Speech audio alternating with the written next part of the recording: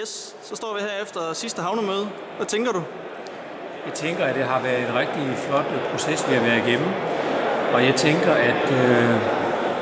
at vi har haft en dygtig branche, der har ført os igennem det her, og han har formået simpelthen, han har formået det her med de store uenigheder, der var politisk og ude i befolkningen i interessegrupperne.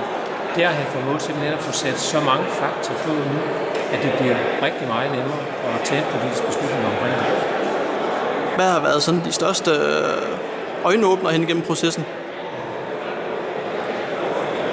De største øjenåbner?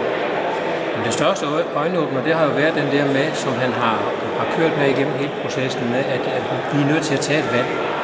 Og at et ikke-valg, det er også et valg.